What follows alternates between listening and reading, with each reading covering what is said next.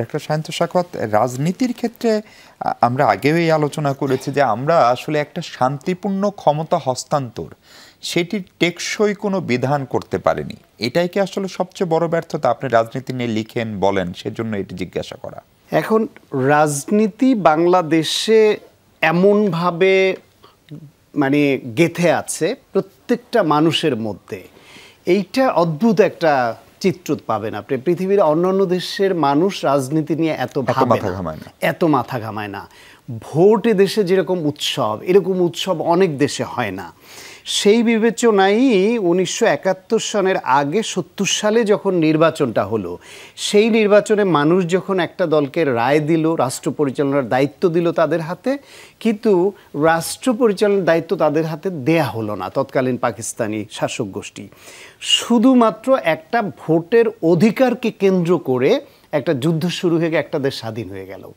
সেই দেশে পরবর্তীতে এসে বিভিন্ন সময়ে ক্ষমতাসীন গোষ্ঠী মানুষের শুধু ওই ভোটের অধিকারটাই তাদের হাতে রাখতে পারলো না, ফিরিয়ে দিতে পারলো না।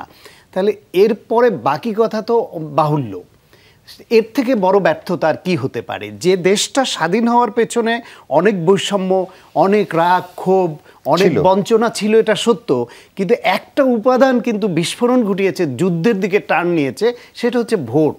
70-এর নির্বাচনের পরে শেখ মুজিব যখন নেগোসিয়েশন করছিলেন পাকিস্তানি শাসক গোষ্ঠীর সঙ্গে, নৌবিহারে যাচ্ছিলেন, এখানে ওখানে আলোচনা করছিলেন, শুধু যদি রাজি হয়ে যেত যে রাষ্ট্র পরিচালনার দায়িত্ব আওয়ামী লীগকে দিবে এবং শেখ মুজিবকে রাষ্ট্রের দায়িত্ব দিবে, তাহলে কি যুদ্ধ হতো? যুদ্ধের দরকারই মনে করতো না তারা। তার মানে হচ্ছে শুধু ভোটের অধিকার। সেই আওয়ামী লীগ যে বিএনপির প্রতিষ্ঠাতা, স্বাধীনতার ঘোষণা দিয়েছেন, জেড ফোর্সের অধিনায়ক ছিলেন, মুক্তিযুদ্ধে সেক্টর কমান্ডার ছিলেন, এত বড় ভূমিকা তার প্রতিষ্ঠিত দল, সেই বিএনপি কিন্তু মুক্তিযুদ্ধের পক্ষের শক্তি বলে দাবি করে দুটাই, এবং আসলেই দুটাই পক্ষের শক্তি। কিন্তু পরবর্তীকালে এসে তাদের হাত ধরে যখন মানুষের ভোটের অধিকারটাই যখন প্রতিষ্ঠিত হয় না, কেড়ে নেওয়া হয়, তখন বাকি আপনি সেখানে আইনের শাসন বলেন, আপনি শান্তিপূর্ণ ক্ষমতা হস্তান্তর বলেন, আত্মমর্যাদা নিয়ে রাজনীতি করবার অধিকার বলেন, এগুলো অনেক দূর কি বাত। এই দেশে এমন একটা পরিস্থিতি গত কয়েক দশকে তৈরি হয়েছে যে ভদ্র শিক্ষিত সজ্জন ছেলেমেয়েরা রাজনীতিতে যেত না। যদি কেউ কোনো রকম রাজনীতিতে যুক্ত হওয়ার মতো কিছু করত, তার আশেপাশের লোকজন, ফ্যামিলি, শিক্ষক থেকে শুরু করে অনেকে বলতো, এই তুমি রাজনীতিতে জড়াচ্ছ কেন, ভালো ছেলে মেয়ে রাজনীতি করে নাকি?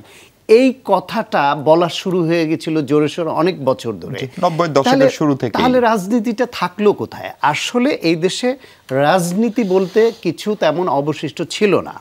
তারপরে মুক্তিযুদ্ধের পর থেকে বিভিন্ন সময়ে 75-এর পট পরিবর্তন, 81-র জিয়াউর রহমান হত্যাকাণ্ড এবং এরশাদের ক্ষমতা দখল, 90-এর অভ্যুত্থান এবং গণতান্ত্রিক পথে বাংলাদেশের উত্তরণ, 95-96-তে আবার তত্ত্বাবধায়ক সরকারের জন্য আন্দোলন, ক্ষমতার পট পরিবর্তন, 2006 সালে এসে আবার 1/11 আসা, এই পর্যন্ত কিন্তু আমরা কখনো একটু চাকাটা পেছনে ঘুরেছে আবার সামনে গিয়েছে, এরকম একটা পরিস্থিতি আমরা দেখিয়েছি। একেবারেই যে শুধুই পেছনের দিকে ঘুরছিল এমন ঘটেনি, কখনো পেছনের দিকে ঘুরতে নিয়েছে, আবার একটা প্রতিরোধ এসছে, আবার সামনের দিকে এগিয়েছে, এবং বাংলাদেশের কিন্তু অর্জন অনেক, স্বাস্থ্য, শিক্ষা, উন্নয়ন সহ বিভিন্ন সেক্টরে একটা স্বাধীন দেশ হিসেবে বাংলাদেশে যে উন্নয়ন, সেটা ইন্ডিয়ার অনেক ইয়ের জন্য, ওদের স্টেটের জন্য অনুকরণীয়, যাতে তারা নিজেরা ভাবতে শুরু করেছে যে একটা ছোট দেশ স্বাধীনভাবে চললে দেখো কিভাবে এগিয়ে যেতে পারে, যেটা ওই রাজ্যগুলি পারেনি। এরকম আমাদের কিন্তু উন্নয়ন এবং অনেক দেখার মতো উন্নয়ন আছে, অর্জন আছে, সেটা সত্য।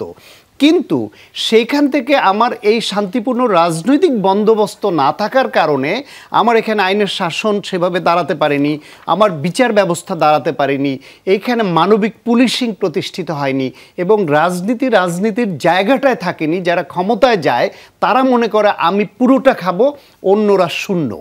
আর রাজনীতির বাইরে যারা থাকে তারা নিজেদেরকে এতটা বঞ্চিত মনে করতে শুরু করে এবং হামলা মামলা নানান রকম নিপীড়নের মুখে পড়ে, ফলে প্রত্যেকের রাষ্ট্র ক্ষমতায় যাওয়ার জন্য মরিয়া হয়ে পড়ে।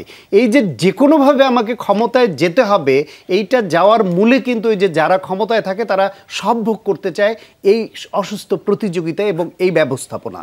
সেই ব্যবস্থাপনা থেকে পরিবর্তনের একটা সুযোগ আমাদের 24 করে দিয়েছে। আমরা আশাবাদী হতে পারি।